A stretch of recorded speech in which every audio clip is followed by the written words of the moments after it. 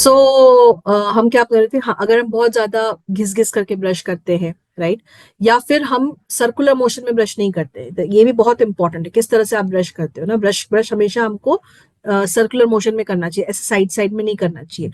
या फिर अगर हम साइड साइड में ब्रश करते हैं तो ये भी आपका एनामल घिसा देगा, ठीक है, स्पेशली जहां पे आपके दोनों दांत जो है वो जुड़ते हैं, right. So when the teeth meets the gums, right, because and और फिर वहां पे आपके दांत जो है वो सेंसिटिव हो जाते हैं। फाइन। फिर then there is dental erosion. Dental erosion तब होती है जब so there is loss of tooth, right, caused by loss of tooth enamel which is caused by acid attacks, right। और जैसे मैंने बताया कि हम लोग शक्कर खाते हैं, फूड sugary drinks लेते हैं, so if the enamel is worn away, the dentine which is underneath is exposed and this is going to lead to sensitivity, right। now तो डेंटल इरोजन के बारे में हम बात कर रहे थे। डेंटल इरोजन तो गम्स क्या होता है ना, वो फिर गम्स श्रिंक बैक कर जाते हैं। तो जब गम्स श्रिंक बैक कर जाएंगे तो जो रूट्स होती है दे बिकम एक्सपोज्ड और फिर वहां पे सेंसिटिविटी होती है, राइट। क्योंकि रूट्स में एनामल नहीं होता है, ये ध्यान रखिएगा। एनामल सिर्फ आपका जो एक्सपोज दांत होता है ना वहां पे होता है, तो जब रूट्स एक्सपोज हो जाते हैं तो वहां पे सेंसिटिविटी होती है, ठीक है। उसके बाद में फिर गम डिजीजेस की बात हमने करी, तो जब टाटर बिल्टअप हो जाता है तो वहां पे फिर again there is receding of tooth that happens और फिर वहां पे आपके दांत डैमेज हो जाते हैं, राइट। बहुत सारे लोगों को दांत पिसने की आदत होती है ना, टूथ ग्राइंड करने की आदत होती है ना। दिस इज अ हैबिट जो कि आपके एनामल को खराब करेगा, सो ये नहीं करना चाहिए, ठीक है। या फिर अगर मान लो आपके दांतों में क्रैक हो गया या फिलिंग कभी करी हो, वो फिलिंग फिलिंग निकल गया हो, राइट, तो फिर वहां पे तो भी वहां पे आपका एनामल डैमेज हो जाता है, ठीक है। बहुत सारे लोग क्या करते हैं, दांतों को ब्लीच करते हैं। So you know so you should not buy products right from the market and use it, है ना, कि आपके दांतों को सफेद कर देगा ये टूथपेस्ट, है ना, ये सब वो नहीं करना है। बिकॉज टूथ ब्लीचिंग अगर हम लंबे समय तक करेंगे तो ये आपके दांतों को सेंसिटिव बना देगा, राइट। सो इस तरीके से हमको थोड़ा ध्यान रखना है कि अगर हमको सेंसिटिव टूथ है, so we have to prevent that, है ना।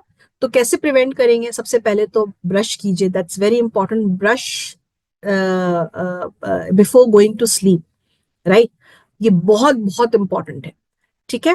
सो बिफोर गोइंग टू स्लीप आपको जरूर ब्रश करना चाहिए और हमको स्मॉल सर्कुलर मोशंस में हमको ये ब्रश करना चाहिए, ठीक है।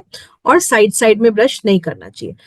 टूथब्रश जो है वो हमको 2 से 3 महीना में हमेशा चेंज करना चाहिए, क्योंकि वेट मत करो कि उसकी पूरी ब्रिसल्स फैल जाएगी और ब्रिसल्स बिल्कुल गिरने लग जाएंगे तभी जाकर के हम टूथब्रश चेंज करेंगे। Please change your toothbrush in every 2 to 3 months, चाहे उसका ब्रिसल्स खराब हो चाहे नहीं हो, राइट। ब्रश खाना खाने के तुरंत बाद ब्रश नहीं करना चाहिए, ठीक है। ये थोड़ा वेट कीजिए, because some foods and drink they can soften the enamel of the teeth, right. So please leave it at least 1 घंटे के बाद में। 1 घंटे के बाद में आप जो है खाना खाने के बाद में आप ब्रश कीजिए, राइट। और जितना शुगरी फूड्स हो सकता है, फिजी फूड्स हो सकती है, जैसे कोल्ड ड्रिंक वगैरह होता है ना, ये सब को हमको थोड़ा सा बिल्कुल कम करना चाहिए, राइट। और बिल्कुल मतलब अवॉइड ही करना चाहिए। और अगर आप खा भी रहे हो, right, try to have just सिर्फ मील के टाइम में खाइए, अलग से मत खाइए, ठीक है। तो तो हम सेंसिटिविटी को हम कंट्रोल कर सकते हैं, राइट। फिर there is another problem called dental erosion.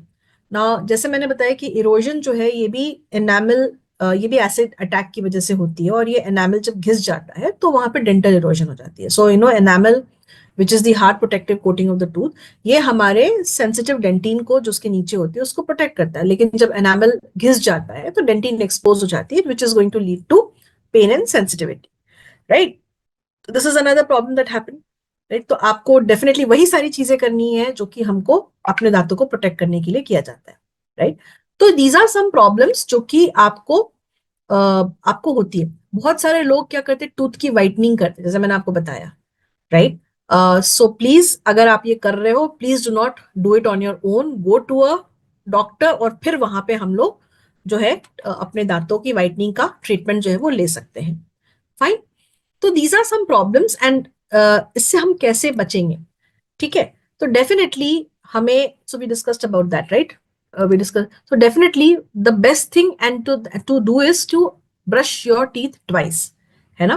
और खाने के बाद में आप जैसे खाना खाते हो ना, तो एटलीस्ट रिंस कर लीजिए अपने मुंह को, कुल्ला कर लीजिए, सो दैट जो रेसिड्यू फूड रहता है वो कम से कम निकल जाए बाहर।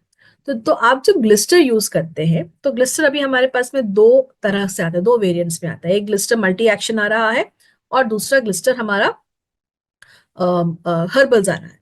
तो ग्लिस्टर मल्टी एक्शन अभी आपने देखा होगा कि वो चेंज हो चुका है, it's coming up in a new package, एक नए अवतार में आया। तो हमें पहले मल्टीपल बेनिफिट्स मिल ही रहे थे जो ग्लिस्टर से, जो आपके दांतों को वाइटन कर रहा था, कैविटीज को फाइट कर रहा था, सेफली क्लीन भी कर रहा था, फ्रेश ब्रेथ को भी फ्रेशन अप रखा था, रीमिनरलाइज कर रहा था, प्लाक को रिमूव करता था 10 दिन में, राइट, और रेमिनैट फॉर्मूला के साथ में आता है। तो अब जो है, अगर हम बात करें जो न्यू इम्प्रूव्ड ग्लिस्टर है, ये भी it is proving to keep your enamel safe and keep your enamel safe by 42%, और आपके enamel को whiten भी करेगा।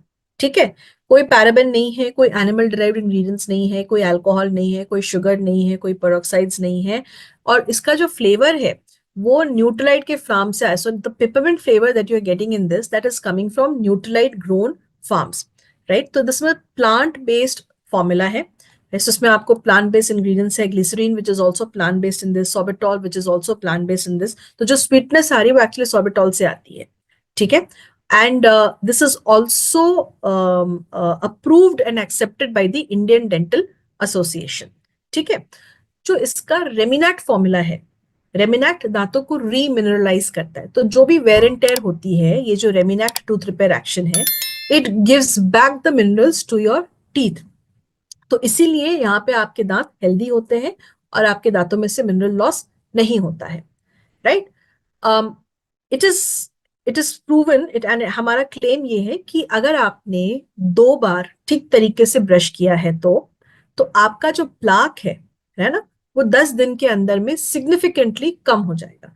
तो we have discussed about plaque. अगर प्लाक कम हो जाएगा तो जिंजिवाइटिस भी होने के चांसेस कम हो जाएंगे, गम्स में इन्फ्लेमेशन नहीं होगा, और प्लाक कम होगा तो इवन आपका बैड ब्रेथ भी इंप्रूव होगा, राइट। तो जो एनामल सेफ, सो जो नया ग्लिस्टर है, it is increasing the safe enamel whitening by 42%, right. आपके ब्रेथ को 12 घंटे तक ये फ्रेशन अप करता है। जो डिस्कलरेशन होती है दांतों की, उसको ये कम करता है। सो डिस्कलरेशन हो गया, स्टेन्स हो गया, which is cause by normally T, coffee and smoking, ये उसको रिड्यूस करता है और कैविटीज से लड़ने में भी मदद करता है। So we have Glister multi action. तो आप एक ग्लिस्टर मल्टी एक्शन ले सकते हो, या फिर आप 4 छोटे वाले ग्लिस्टर मल्टी एक्शन आप ले सकते हैं, ठीक है। उसी तरीके से we have Glister herbals. Now Glister herbals के अंदर में भी आपको पेपरमिंट मिल रही है, और ये पेपरमिंट भी न्यूट्रलाइट फार्म से उगा करके आपको दिया गया है। तो not only peppermint that you are getting in this, so peppermint definitely आपके ब्रेथ को फ्रेशन अप कर रहा है, लेकिन अपार्ट फ्रॉम दिस इसके अंदर में आपको लौंग मिलती है। तो क्लोव्स जो होती है, लौंग जो होता है, ये एक तो आपकी जो फाउल स्मेल होती है उसको फाइट करता है, उसके साथ साथ टूथ एक को, अगर दांतों में दर्द होता है तो उसको भी रिड्यूस करता है। Tea tree again it's an anti bacterial agent, और आपके जो अगेन दिस ये फाउल स्मेल को, बैड ब्रेथ को कंट्रोल करने में मदद करेगा। यूकलिप्टॉल जो होती है, ये प्लाक को रिमूव करने में मदद करता है, ठीक है। बेजिल हमने बात किया, तो बेजिल जो है ये भी बैड ब्रेथ को कम करता है। कपूर, जिसको हम कैम्फर कहते हैं, this is a cooling agent. तो पहले पहले क्या होता था कि जब आई रिमेम्बर हम लोग जब छोटे थे और दांतों में दर्द होता था, मम्मी कपूर लगाती थी वहां पे। तो जब कपूर लगाते थे तो उसमें से वहां पे पेन रिलीज हो जाती थी। तो Kapoor has also got anti inflammatory benefits, और एक कूलिंग, एक सूदिंग इफेक्ट जो है वो आपको देता था। आजकल तो कपूर भी प्योर नहीं मिल रहा है, बहुत मुश्किल है ढूंढना प्योर कपूर मिलने का, राइट, अगर आप बाहर से यूज करना चाहेंगे तो। जिंजर है इसके अंदर में, जिंजर्स जो है ये भी आपके गम को स्ट्रेंथन करता है। जो स्वीटनेस आती है इसमें, because we don't add any sugar in this, तो जो स्वीटनेस आती है वो मुलेठी से आती है, राइट। तो इसमें जो फ्रेश टेस्ट है, नेचुरल स्वीटनेस है, दैट इज कमिंग फ्रॉम मुलेठी। Lemon is also an agent जो कि आपके दांतों को क्लीन करता है।